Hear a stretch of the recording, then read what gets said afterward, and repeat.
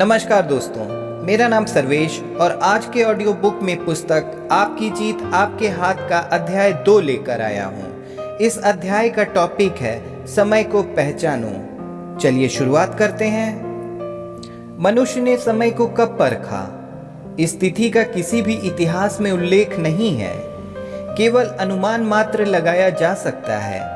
जब मनुष्य ने देखा होगा कि सूर्य निकलने पर हर तरफ उजाला फैलता है, प्रकाश होता है, तो उसने इसे दिन माना, सूर्य डूब जाने के समय को रात माना। इस प्रकार उसने समय का दिन और रात में विभाजन किया। फिर अंकों के आविष्कारों के साथ साथ उसने समय की गणना शुरू कर दी। पहले वह दीवारों पर लकीरें खींचकर गणना करता था। इस प्रकार समय को नापना शुरू कर दिया। फिर आगे चलकर उसने दिन, सप्ताह, महीने और वर्ष बनाए, कैलेंडर बनाया, पृथ्वी और सूर्य का ज्ञान प्राप्त किया। उनके घूमने की क्रिया के ज्ञान के साथ साथ सूर्योदय और सूर्यास्त का समय जानने लगा। किस दिन कब सूर्योदय सूर्यास्त होगा, इसका ज्ञान प्राप्त करने लगा। समय का ज्ञान हो गया मनुष्य को। इस ज्ञान के द्वारा प्रत्येक चराचर की आयु निर्धारण करने में सफल हो गया। कौन कितनी आयु का है, इसका ज्ञान हो गया। मनुष्य ने समय को जानकर सभ्यता की दिशा में एक बहुत बड़ा कदम उठा लिया, पर समय को उसने पहचाना नहीं। आज भी हम में से अधिकांश समय को नहीं पहचानते। समय को जानना और बात है। हम इस समय बता सकते हैं कि समय कितना हुआ है। समय बतलाना सबको आता है, सब जानते हैं, पर पहचानता कोई बिरला ही होगा। समय को न पहचान पाने के कारण ही हम नाना प्रकार की समस्याएं स्वयं उत्पन्न कर लेते हैं, दुख के कारण जुटा लेते हैं, और इस कारण जो जिंदगी हमें जीने के लिए मिली है उसको निराशा के वातावरण में भर देते हैं। जिंदगी भार बन जाया करती है। जब हमें यह जिंदगी जीने के लिए मिली है तो हम शान से क्यों न जिएं? जिंदगी में पलायन क्यों करें? हमारे सारे दुख, जिंदगी से पलायन करने की भावना केवल हमारी इस गलती से होती है कि हम समय को नहीं पहचानते हैं। यही हमारे अपने जीवन की सबसे बड़ी विडंबना है। समय को न पहचानना ही हमारी भूल है।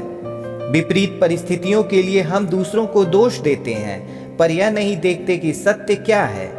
समय को न पहचानने के सत्य को हम भूल जाते हैं। जिंदगी जीने के लिए है, इसका वास्तविक सुख उसी में है जब इस समय को पहचाने और उसके अनुरूप क्रियाकलाप करें। प्रत्येक सफल व्यक्ति का रहस्य यही है कि वह समय को पहचानता है और उसी के अनुरूप कार्य करता है। उसकी सफलता का रहस्य यही है। अंग्रेजी में एक कहावत है, टाइम इज मनी, अर्थात समय ही धन है। यह कहावत एकदम सटीक है, बल्कि इसको तो ऐसा होना चाहिए था कि टाइम इज एवरीथिंग, अर्थात समय ही सब कुछ है। देखा जाए तो समय ही धन है। समय पर आप काम नहीं करेंगे, समय पर आप काम नहीं देंगे, समय पर आप दफ्तर नहीं जाएंगे, किसी के द्वारा दिए गए या निश्चित समय पर आप नहीं जाएंगे, तो आपको पैसा कौन देगा? पैसा कहाँ से मिलेगा? इसी कारण कहा गया है कि समय ही धन है। समय का हमारे जीवन में अत्यंत महत्व है। समय को न पहचान पाने के कारण ही हम नाना प्रकार की समस्याओं में उलझ जाते हैं, परेशान, दुखी होते हैं। हमारा जीवन दूभर हो जाता है, जिंदगी हमको भार लगने लगती है। समय को पहचानने का अर्थ है कि हर काम में समय का पाबंद होना चाहिए। अगर हम अपना काम समय पर करेंगे तो सवाल ही नहीं उठता कि किसी किस्म की कोई परेशानी उठानी पड़े, किसी समस्या का सामना करना पड़े। समय की पाबंदी जिंदगी की सफलता का सबसे बड़ा रहस्य है। यदि आप अपने जीवन सफल और सुखी बनाना चाहते हैं तो समय का पाबंद बनिए। वैसे यह एक कठिन कार्य है, पर यदि आप सच्चे मन से इस ओर प्रयास करेंगे तो एक दिन ऐसा आएगा कि समय के पाबंद आप हो जाएंगे। क्षण क्षण करके समय बीत जाता है, हम उसका महत्व नहीं समझते। एक क्षण भी अनमोल माना गया है। एक लोक कथा में इस बात को कहा गया है, जब तुम्हारी मौत आ जाएगी और यमराज आकर खड़ा होगा, उस समय तुम करोड़ों रुपए देकर भी उसे इस बात के लिए राजी नहीं कर सकते कि 1 या 2 क्षण भी वह तुमको जी लेने दे। समय की महत्ता और मूल्य विज्ञान ही भी प्रमाणित करता है। वैज्ञानिक संयंत्रों छोड़े जाने वाले रॉकेटों में 1 सेकंड के 10,000वें हिस्से तक गड़बड़ी हो जाए तो रॉकेट अपने पथ से विचलित हो सकता है, वह लक्ष्य की ओर न जाकर बहक जाएगा। प्रकृति, हमारे यह संपूर्ण ब्रह्मांड भी समय की पूरी दृढ़ता के साथ पालन करता है। ब्रह्मांड में घूमने वाले ग्रह उपग्रह नियत समय पर चलते हैं, नियत समय पर लीक पड़ते हैं। सुई की नोक बराबर भी गलती संपूर्ण ब्रह्मांड को तहस नहस कर सकती है। सूर्य चंद्र का अपना निश्चित समय है, वह ठीक समय पर अपना कार्य करते हैं। इसी कारण खगोल विज्ञानियों की गणना ठीक होती है कि सूर्य कब उदय और अस्त है। संपूर्ण प्रकृति समय का पालन करती है। संपूर्ण जीव जगत समय का पालन करता है। पक्षी समूह निश्चित समय पर विदेश गमन करते हैं, निश्चित समय पर काम की ड्रा करते हैं, निश्चित समय पर अन्य क्रियाकलाप करते हैं। बस मनुष्य ही एक ऐसा प्राणी है जो समय का पालन नहीं करता, समय की अवहेलना करता है। इसी कारण उसका जीवन अस्त व्यस्त रहता है। मनुष्य के अलावा न प्रकृति का जीवन अस्त व्यस्त रहता है, न जीव जगत का। समय के प्रति हमारी लापरवाही सब प्रकार के अनर्थ की जड़ है। समय के पाबंद लोग ही जीवन में सफल होते हैं। समय पर अपना प्रत्येक कार्य करें, समय पर उठें, समय पर सोएं, समय पर अपनी नित्य क्रियाएं करें, समय पर अपना भोजन करें। आपने स्वयं अनुभव किया होगा कि इन सब की अवहेलना करने पर आप रोगों के शिकार बन जाते हैं। आपकी सारी व्यवस्था गड़बड़ा जाया करती है। सब कुछ समय पर करें। जब आप ऐसा करेंगे तो अपने आप आपका जीवन सुंदर और शुभ हो जाएगा। समय की पाबंदी जीवन को शुभ और सुंदर बनाने के साथ साथ सफल भी बनाता है। एक एक क्षण आपका कितना कीमती है, इस पर सोचिए। हर क्षण बीतता जा रहा है। यह बीत गया क्षण वापस नहीं आ सकता, इसे आप पकड़ नहीं सकते। यह निकल गया तो निकल गया।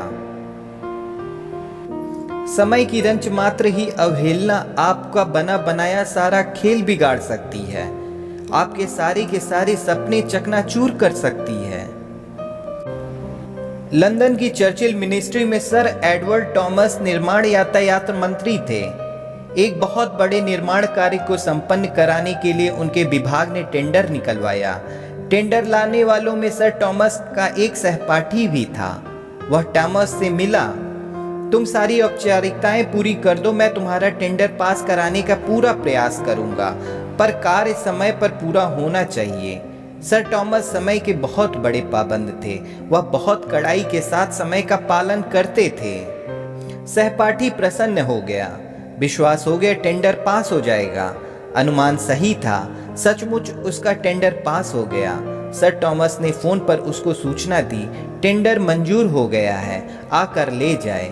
ठीक है, मैं 1 बजे आ जाऊंगा, आपका इंतजार करूंगा। उनका मित्र उनके पास गया, पर उस समय 1:02 हो गए थे। सर टॉमस अपने कार्यालय में थे। सूचना मिली। टॉमस ने घड़ी की ओर देख बोले, उनसे कहना उनका टेंडर रिजेक्ट हो गया है, ये कागजात ले जाकर दे दो। सर टॉमस ने टेंडर अस्वीकृत भेज दिया। मित्र बेहद घबरा गया। यह क्या? स्वीकृत, अब नामंजूर। उसने रिसेप्शन रूम में रखा फोन उठाया। डियर फ्रेंड, वह बोला, क्या बात हो गई? कुछ नहीं, नामंजूर कर दिया है। क्यों? तुम समय पर काम पूरा नहीं करोगे। सर टॉमस ने कहा, यार मैं हर हालत में पूरा करूंगा। नहीं होगा, तुमने 1 बजे का समय दिया था, 2 मिनट लेट होना इसका सबूत है। Please leave it. मित्र निराश होकर लौट गया। समय का पाबंद न रहने के कारण उसको बड़ी कीमत चुकानी पड़ी। जानता था सर टॉमस समय के पाबंद हैं, पर फिर भी देर कर गया और नतीजा भोगना पड़ा। समय की अपनी कीमत होती है। इसको जो नहीं जानते उनको इस प्रकार की उलझनों का सामना करना पड़ता है। अंग्रेजी की पत्रिका में बहुत समय पहले एक कहानी प्रकाशित हुई थी। शीर्षक था समय की कीमत। वह इस प्रकार थी, एक पुस्तक विक्रेता की दुकान पर एक ग्राहक आया। उसने एक पुस्तक पसंद की। इसका मूल्य 2 पाउंड। कुछ कम करिए। 2 पाउंड 10 पैसे। श्रीमान जी, अभी तो आप 2 पाउंड कह रहे थे। 2 पाउंड 1 शिलिंग। वाह, क्या मजाक कर रहे हैं आप पुस्तक यहीं रख दें, आप खरीद नहीं सकते। व्यर्थ में मोल भाव में आप मेरा समय बर्बाद कर रहे हैं। इसी कारण मैं अपने समय की भी कीमत जोड़ता जा रहा हूँ। आपने देखा नहीं, दुकान पर बोर्ड लगा है, फिक्स प्राइस, एक दाम। ग्राहक शर्मिंदा हो गया। यह है समय की कीमत। समय को पहचानिए, समय की कीमत जानिए। समय पर काम न कर अपना टालने वाली आदत को समय पर काम न कर आपने टालना शुरू किया तो उसका बोझ बढ़ता जाएगा। आप परेशान हो जाएंगे। अभी का काम कल पर, कल का काम अगले दिन पर मत टालिए। प्रत्येक कार्य का समय से पालन करें। समय पर जब आप अपना काम शुरू कर देंगे तो किसी भी प्रकार की परेशानी आपको नहीं होगी। जो समय आपने जिसको दिया है उस समय तक आप अपना काम जरूर कर डालें। इससे आप सुखी रहेंगे। आपका बोझ हमेशा हल्का रहेगा। काम टालते जाएंगे, समय की पाबंदी न करेंगे तो एक समय ऐसा भी आएगा जबकि आपका दिमाग चकरा जाएगा। उस समय आप समझ नहीं पाएंगे कि अब क्या करें, क्या न करें। परिणाम यह होगा कि आप परेशान हो जाएंगे।